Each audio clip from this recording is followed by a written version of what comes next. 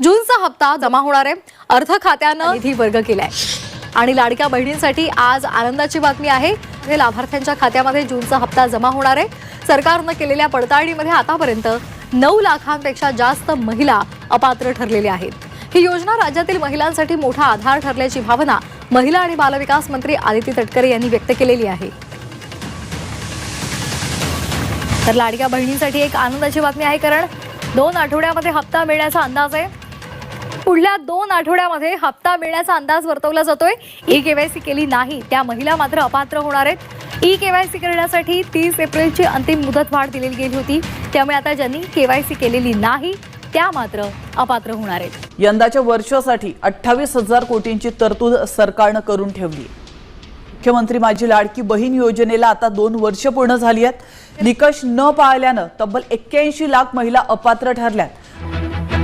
लाडक्या बहिणींसाठी ही खरं तर खुश खबरच म्हणावी लागेल। जो हप्ता आहे तो आता लाडक्या बहिणींच्या खात्यामध्ये लवकरच सरकारकडून जमा केला जाणार आहे। योजनेची रक्कम महागाईनुसार वाढवण्याची शिफारस पंतप्रधानांच्या आर्थिक सल्लागार समितीने केलेली आहे। समितीच्या अहवालानुसार या योजनेमुळे महिलांची आर्थिक स्थिती सुधारली आहे। सध्या मिळणारे 1500 रुपये पुरेसे आहेत की नाही याचं मूल्यमापन करून ही रक्कम वाढवावी असं समितीचा सूर असल्याचं समजतंय। त्यामुळे लाडकी बहीण योजनेचे पैसे लवकरच वाढणार का याकडे सर्व महिला वर्गाचं लक्ष आहे। लाडकी बहीण योजनेचे पैसे वाढवा असं यावेळेस केंद्रीय समितीनं शिफारस केलेली आहे। अहवाल त्या संदर्भातला दिलेला आहे। आता सरकार या संदर्भात काय निर्णय घेते हे पाहणं महत्त्वाचं ठरेल। तर महागाईनुसार योजनेची रक्कम वाढवा असं केंद्र सरकारच्या समितीनं सल्ला दिलेला आहे। पंतप्रधानांच्या आर्थिक सल्लागार समितीकडून या योजनेचं समर्थन करण्यात आलेलं आहे। बँक खात्यामध्ये पैसे जमा झाल्यामुळे महिलांच्या मासिक खर्चामध्ये जवळपास 46% वाढ झालेली आहे। योजनेच्या पैशांचा वापर मुलांचं शिक्षण आणि आरोग्यासाठी केला जात असल्याचं समजतंय। लाडकी बहीण योजनेमुळे महिलांची बचतही वाढल्याचं याचं निरीक्षण नोंदवलं गेलेलं आहे। लाडकी बहीण योजनेच्या रकमेमध्ये वाढ होणार का याकडे आता लाडक्या बहिणींचं लक्ष लागलंय, कारण लाडकी बहीण योजनेची रक्कम आता महागाईनुसार वाढवा पंतप्रधान आर्थिक सल्लागार समितीनं ही शिफारस केली आहे। योजनेचं मूल्यमापन करून बदल करण्याच्या सूचना करण्यात आल्या। वाढती महागाई आणि बदलत्या कौटुंबिक गरजांनुसार थेट बँक खात्यामध्ये जमा होणारी सध्याची ही 1500 रुपयांची रक्कम पुरेशी आहे की नाही हे तपासण्यासाठी या योजनेचं मूल्यमापन करावं आणि त्यामध्ये बदल केले जावेत असा सूर समितीच्या ताज्या चर्चापत्रातून उमटलेला आहे। या लाडक्या बहीण योजनेमध्ये आता लाडक्या बहिणींना आणखी निधी वाढवून मिळणार का याकडे लक्ष असणार आहे। पंतप्रधान आर्थिक सल्लागार समितीनं तशी शिफारस केली आहे। योजनेची रक्कम महागाईनुसार वाढवा अशी शिफारस केली आहे। योजनेचं मूल्यमापन करून त्यामध्ये बदल करण्याच्या सूचना केलेल्या आहेत। महागाई वाढत चालली आहे, बदलत्या कौटुंबिक गरजाही आहेत आणि थेट बँक खात्यामध्ये जमा होणारी सध्याची 1500 रुपयांची रक्कम पुरेशी आहे का नाही हे तपासण्यासाठी योजनेचं मूल्यमापन करावं आणि त्यानुसार बदल केले जावेत असा हा सूर होता। केवायसी न झालेल्या लाडक्या बहिणींसाठी अत्यंत महत्त्वाची बातमी आहे। ज्यांची केवायसी बाकी आहे त्यांना पुन्हा संधी देण्यास सरकारची तयारी आहे। ज्यांना केवायसी करायची असल्यास विंडो ओपन करण्यासाठी सुद्धा तयार असल्याचं मुख्यमंत्र्यांनी सांगितलं। केवायसी अभावी 60 लाख लाडक्या बहिणींचा लाभ बंद झालाय। लाडक्या बहिणींच्या केवायसी बाबत मुख्यमंत्र्यांनी महत्त्वाचे संकेत दिलेले आहेत। योजना सुरू झाल्यानंतर आपण त्याचं केवायसी सुरू केलं आणि वेगवेगळे जे डेटाबेस होते त्याच्याशी कंपॅरिझन सुरू केलं, ज्याच्यामध्ये इन्कम टॅक्स विभागाकडनं सरकारचे जे काही कर्मचारी आहेत त्यांचं जिथनं पेमेंट होतं त्या पोर्टलमधनं आपण माहिती घेतली। जो काही आपला परिवहन विभाग आहे याच्यामध्ये मोटरची ओनरशिप कोणाकडे आहे 4 व्हीलरची याच्या डेटाबेसची माहिती घेतली।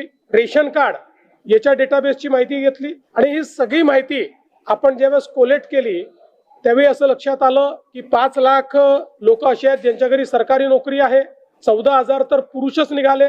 जवळपास 10 लाख असे निघाले की ज्यांचं उत्पन्न 2.5 लाखापेक्षा जास्तीचं आहे। अशा वेगवेगळ्या डेटाबेसमध्ये जे लोक अपात्र झाले त्यांना आपण अपात्र केलेलं आहे। त्यासोबत आपण हे सांगितलं होतं केवायसी करून घ्या, म्हणजे जे काही माहिती तुम्ही सादर केलेली आहे ती आतापर्यंत सत्य मानण्यात आली, आता त्याची कागदपत्र द्या। पण मोठ्या प्रमाणात केवायसी झाली नाही।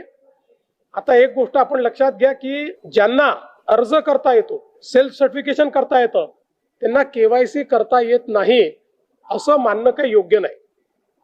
पण जवळपास 9 महिने सातत्याने पाठपुरावा केल्यानंतरही ज्यांनी केवायसी केली नाही ते अर्थातच कुठला तरी एखादा निकष पार पाडत नाही म्हणून त्यांनी केवायसी केली नाही. आणि म्हणून हे जे काही आत्ता या ठिकाणी जवळपास जे काही तुम्ही सांगितलं 60 लाख 80 लाख जो काही आकडा तुम्ही दिलेला असेल तर ते लोक या योजनेच्या पात्रतेचे निकष हे पूर्ण करताना दिसत नाही. जवळपास 1,70,00,000 महिला, थोडं आकडा कमी अधिक असेल 3-4 हजार पण 1,70,00,000 महिला ज्या आहेत या निकष पूर्ण पार करतात, त्यांची केवायसी झालेली आहे, त्यामुळे त्यांना लाडक्या बहिणीचे पैसे मिळतच राहतील. ज्यांनी केवायसी केली नाही त्यांना आता आम्ही पैसे देणार नाही, पण त्यांना दिलेले पैसे आम्ही वसूलही करणार नाही. मात्र 14,000 ज्या पुरुषांनी पैसे घेतलेले आहेत त्यांच्याकडनं मात्र पैसे हे वसूल केले जातील. त्यामुळे नीट सायंटिफिक प्रोसेसने या सगळ्या गोष्टी केल्या आहेत. आणि आजही यांच्यापैकी कोणी जर केवायसी करणार असेल तर आम्ही विंडो ओपन करायला तयार आहोत आणि त्यांना लाभ द्यायला तयार आहोत. आजही ज्यावेळेस आपण जेवढ्या लाडक्या बहिणींना लाभ देतो देशातल्या कुठल्याही योजनेपेक्षा आजही सर्वात मोठी योजना ही महाराष्ट्राची आहे. आजही देशामध्ये एवढा लाभ 1,70,00,000 कुठलंच राज्य देत नाही जे महाराष्ट्र देत आहे. यानंतर लाडकी बहीण योजनेबाबत एक मोठी बातमी. 80 लाख लाडक्या बहिणी योजनेतून बाद झालेल्या आहेत. ई-केवायसी नंतर या महिलांना अपात्र करण्यात आलेला आहे. ही योजना सुरू राहणार असली तरी ई-केवायसी पडताळणीची मुदत वाढवण्यास सरकारनं स्पष्ट नकार दिलाय. राज्यातल्या लाडक्या बहिणींना धक्का.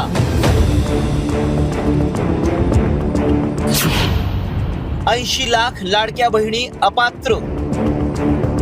राज्याच्या निवडणुकांमध्ये गेम चेंजर ठरलेल्या लाडकी बहीण योजनेतील महिलांना मोठा धक्का बसलाय. ई-केवायसीच्या नावाखाली गाजलेल्या या योजनेला सरकारनं कात्री लावताच राज्यातील लाखो लाडक्या बहिणी योजनेतून बाहेर झाल्यात. त्यांचा मिळणारा लाभ आता बंद करण्यात आलाय. त्यामुळे ऐन महागाईच्या काळात लाडक्या बहिणींना आर्थिक फटका बसलाय. केवायसी मुळेच नाही तर त्यामध्ये अनेक कारणं आहेत असं स्पष्टीकरण मंत्री अदिती तटकरेंनी दिलंय. काय म्हणतात तटकरे, काय स्पष्टीकरण दिलंय तटकरेंनी, आपण ऐकूया. काही आमच्याकडे ज्या लाभार्थी महिला आहेत यांनी विनंती केलेली आहे की त्यांनी ई-केवायसी करून सुद्धा त्यांना लाभ हा बंद झालेला आहे. आम्ही त्याची फेर तपासणी करत आहोत जेणेकरून कुठलीही महिला जिने ई-केवायसी केलेली असेल ती लाभापासून वंचित राहता कामा नये. योजनेमध्ये काही अर्ज जे आहेत ते बाद झालेले पाहायला मिळतात. जवळपास अशी संख्या आहे. अर्ज बाद झालेले नाही आहेत. खरं तर महायुतीची एक सर्वात महत्त्वाकांक्षी योजना म्हणजे मुख्यमंत्री माझी लाडकी बहीण योजना आहे. याची ई-केवायसीची प्रक्रिया ही साधारणपणे गेल्या वर्षी ऑगस्ट महिन्यामध्ये सुरू झाली होती आणि त्याला पहिल्या सुरुवातीच्या ह्याच्यामध्ये जवळपास 3 महिन्याचा कालावधी देण्यात आला होता. मग वाढवून आणखीन 2 महिने दिला, आणखीन 2 महिने त्याच्यामध्ये वाढ झाली आणि असा 8-10 महिन्यांचा कालावधी हा ई-केवायसीसाठी दिला होता. आणि ही ई-केवायसी प्रक्रिया ही फक्त ह्या लाडकी बहीण योजनेमध्ये नाही आहे तर ज्या ज्या राज्याच्या डायरेक्ट बँक ट्रान्सफरच्या योजना आहेत म्हणजे DBTच्या योजना आहेत ह्या सगळ्यांमध्ये ई-केवायसी प्रक्रिया केली जात असते. आणि हा जो 80 लाखाचा आकडा आहे हा फक्त ई-केवायसीचा नाही. यात ई-केवायसीचे काही महिला असतील ज्यांनी ई-केवायसी केलेली नसेल इतक्या मुदतीत सुद्धा तेही आहेत. काही आम्हाला गेल्या 10-10.5 महिन्यापासून आम्ही एक IT विभागाचा म्हणजे इन्कम टॅक्सचा आम्ही जो आकडा ज्यांचं उत्पन्न 2.5 लाखापेक्षा जास्ती आहे हा डेटा जो आहे हा आम्ही त्या ठिकाणी मागवलेला होता. त्याला साधारणपणे 10-11 महिन्याचा कालावधी गेला तर त्या जवळपास एक 11, 11.5, 12 लाख हा तो डेटा याच्यामध्ये 80 लाखामध्ये समावेश आहे. याच्यात 4.5 पावणे 5 लाख अशा महिला आहेत ज्या 65 वयोगटाच्या पुढे गेलेल्या आहेत जे वयाचं निकष आहे तर त्यामध्ये असतील. त्याच्यानंतर याच्यात सरकारी कर्मचारी ज्यांनी लाभ घेतला होता ते काही हजारांमध्ये होते, 14,000-14,500 असतील. त्यांच्याकडून वसुली जी आहे ही गेल्या 8 महिन्यापासूनच सुरू आहे त्याच्यामुळे ते याच्यामध्ये आहेत. तर अशा पद्धतीनं काही नमो शेतकरीचे आहेत जे नमो शेतकरीचाही लाभ घेत होते याचाही घेत होते तर अशा पद्धतीनं ते साधारणपणे हा आकडा आहे. याच्यात सुद्धा काही आमच्याकडे ज्या लाभार्थी महिला आहेत यांनी विनंती केलेली आहे की त्यांनी KYC करून सुद्धा त्यांना लाभ हा बंद झालेला आहे. आम्ही त्याची फेर तपासणी करत आहोत, जेणेकरून कुठलीही महिला जिने KYC केलेली असेल ती लाभापासून वंचित राहता कामा नये. त्याच्यामुळे राज्याचे मुख्यमंत्री देवेंद्र फडणवीस साहेब, एकनाथजी शिंदे साहेब, आदरणीय सुनेत्रा काकी असतील, मंत्रिमंडळ असेल, यांच्या याच्यानी आपण ती ज्यांनी KYC केलेली आहे पण त्यांचा कदाचित काही कारणास्तव टेक्निकल अडचणीमुळे लाभ बंद झाला असेल ती आम्ही करतोय.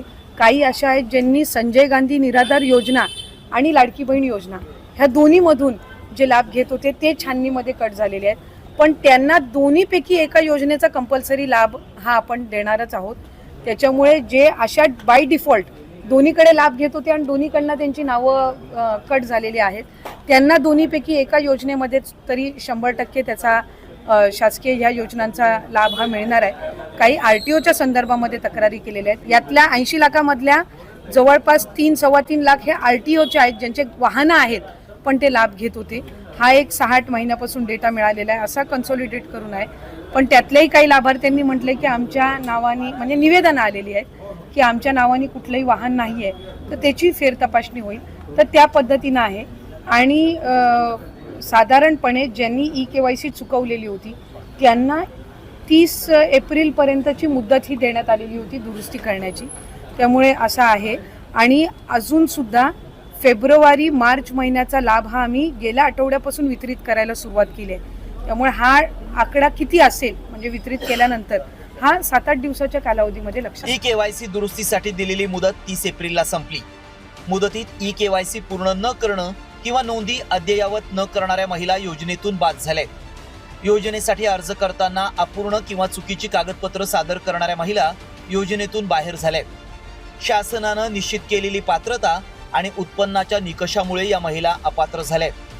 अर्जातील वैयक्तिक माहिती आणि बँक खात्याच्या माहितीत तफावतीचाही फटका बसलाय. अपात्र लाभार्थी शोधण्यासाठी सुरू करण्यात आलेली KYC मोहीम 30 एप्रिल रोजी अधिकृतपणे.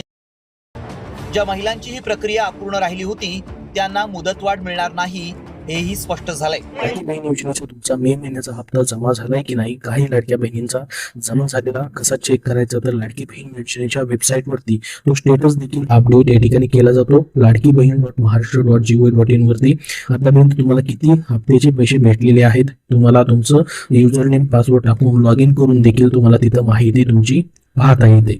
तर मे महिन्याचा हप्ता, त्याच्या मागच्या महिन्याची हप्ते जे आहे त्या ठिकाणी भरपूर साऱ्या लाडक्या बहिणींना, मार्च असेल, एप्रिल असेल, हे देखील काही लाडक्या बहिणींना अजून भेटणं बाकी आहे. बऱ्याचशा लाडक्या बहिणी पात्र असूनही काही लाडक्या बहिणींचे पैसे जमा होताना दिसत नाहीत. तर त्यासाठी तुम्ही विभागाशी संपर्क देखील करू शकतात. तुम्ही खरोखर पात्र असाल तर तुमचे पैसे मिळण्यास अडचण येणार नाही. तर तुमचा जून महिन्याचा हप्ता जो आहे या ठिकाणी लवकरच वाटप केला जाऊ शकतो. जुलै महिन्याचा हप्ता जो आहे या ठिकाणी लवकरच वाटप केला जाऊ शकतो. जुलै महिन्याच्या पहिल्या किंवा दुसऱ्या आठवड्यात देखील हे पैसे मग जमा होऊ शकतात. कारण की मागं जर आपण बघितलं, प्रत्येक महिन्याचा हप्ता जो आहे त्या महिन्यामध्ये न भेटता पुढच्या महिन्याच्या पहिल्या किंवा दुसऱ्या आठवड्यात भेटतो.